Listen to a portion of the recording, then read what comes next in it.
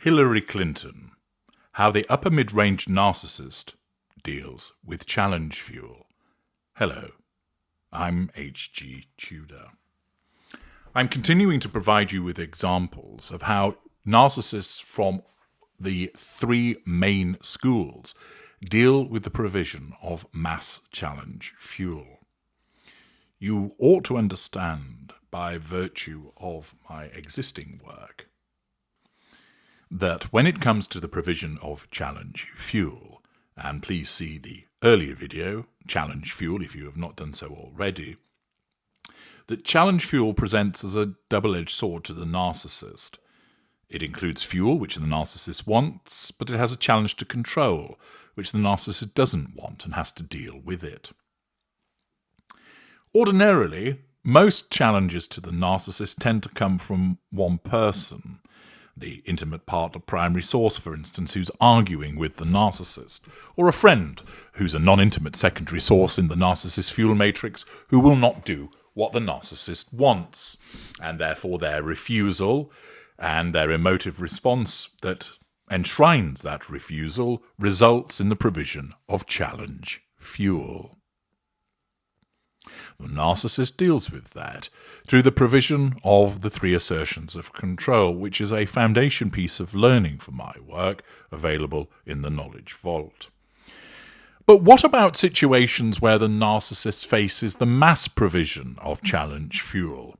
In such circumstances, a direct approach is unlikely to meet with success, either because not everybody will receive the message, or those that do will not necessarily accept the message that has been issued in order to nullify the threat to control posed as part of the provision of mass challenge fuel. How do various narcissists deal with this? Well, I've already explained how Donald Trump as an upper lesser type B would deal with it, and how Bill Clinton as an upper greater would deal with it. And now my attention turns to that of Hilary Clinton. She hasn't made it to presidential status, but I wanted to include her as another political narcissist, but one that comes from a different subschool, namely Upper Mid Range. Briefly, within the mid-range category, we have lower mid-range, middle range A, middle mid-range B, and upper mid-range. There's a lot of detail surrounds the mid-rangers, who are often quite difficult to spot.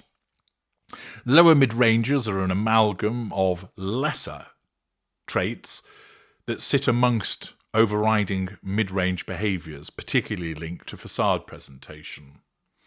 They tend to be the rough diamond, thereby the facade is often breached. Middle mid-range type A think that they're kind and decent people.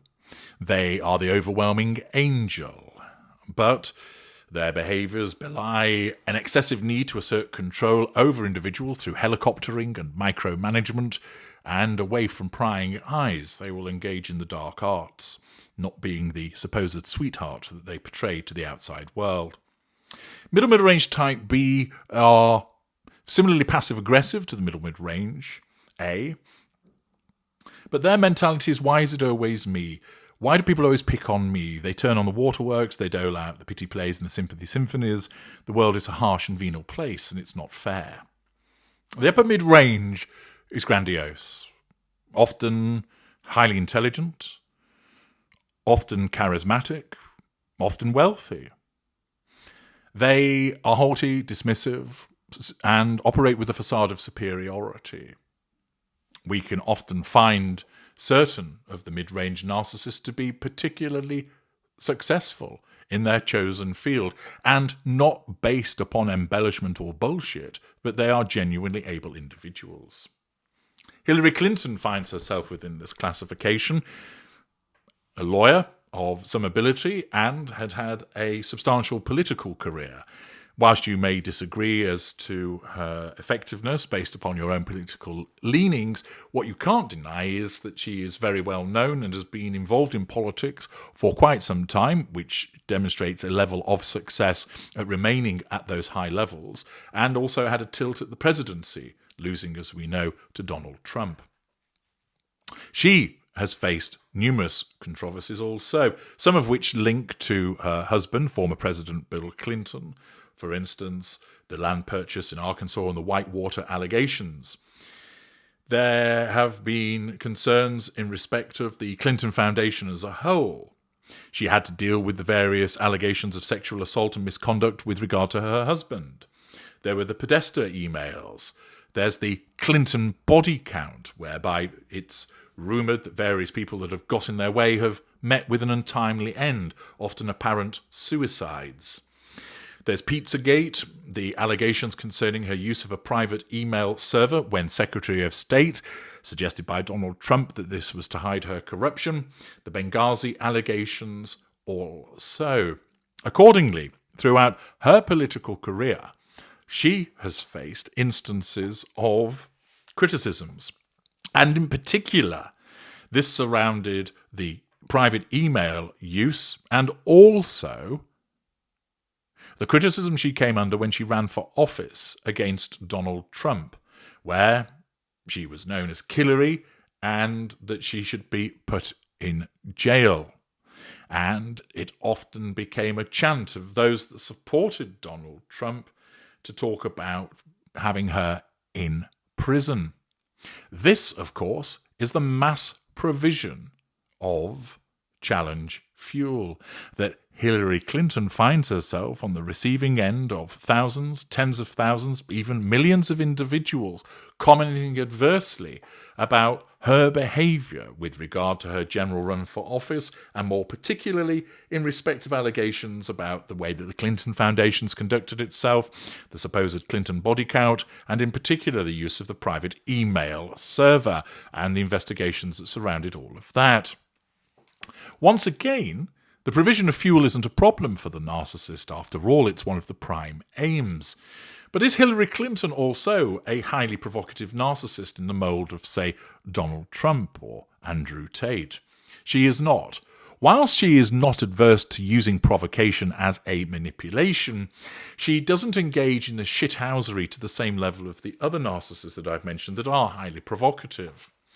She would much rather that individuals exhibit control through the provision of pure fuel, and therefore there wouldn't have to be the commensurate issue with addressing control.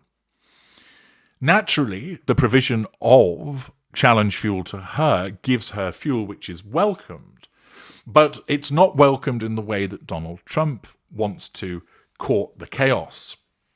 Instead, she would much rather the fuel come within the pure route, either pure positive or pure negative.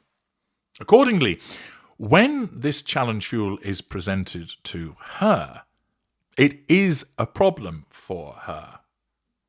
It doesn't cause her to drop to the floor and cry. That's not her style. She isn't able to assert herself directly against all of the allegations. Time simply wouldn't allow her to do so on an individual basis, and as I mentioned earlier, that the approach of going for a mass announcement wouldn't work. Similarly, whilst an upper mid-ranger could use pity plays, it is unlikely as a consequence of her arrogance and haughtiness that she would complain publicly or vocally to many people about her treatment. Instead, her narcissism goes to superiority to deal with these threats to control, which is quite simply this. You don't know what you're talking about. I'm better than you. I know that I am superior to you. You are just underlings who don't understand. Her narcissism knows enough never to articulate such a view publicly, for that would, of course, present additional problems. Unlike a lesser that would bluster about people being idiots and clowns, she is not going to use such direct language because it would damage her facade.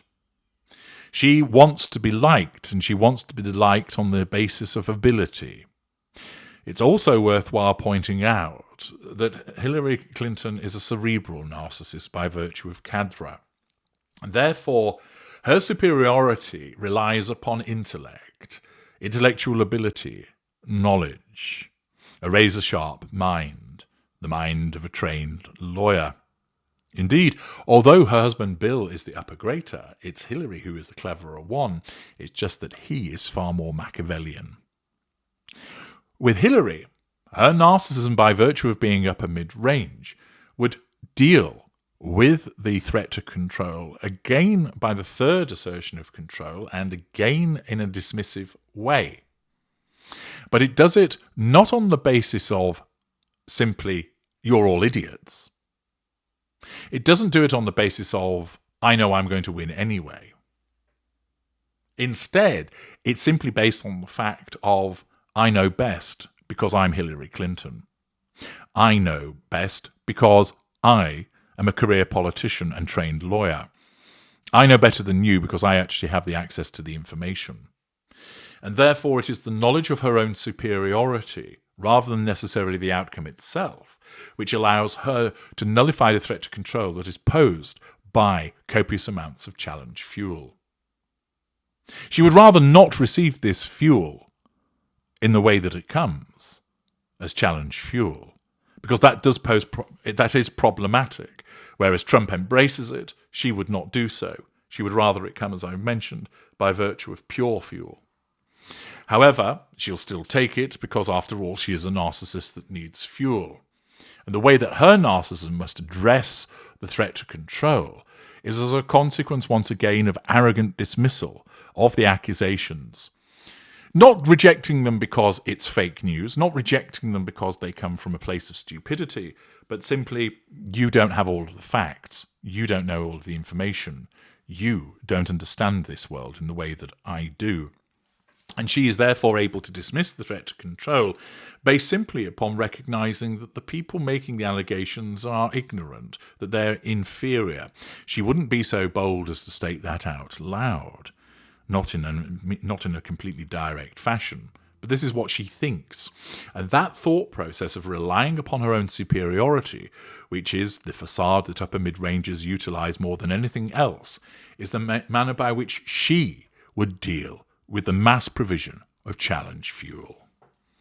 I'm H.G. Tudor. Thank you for listening.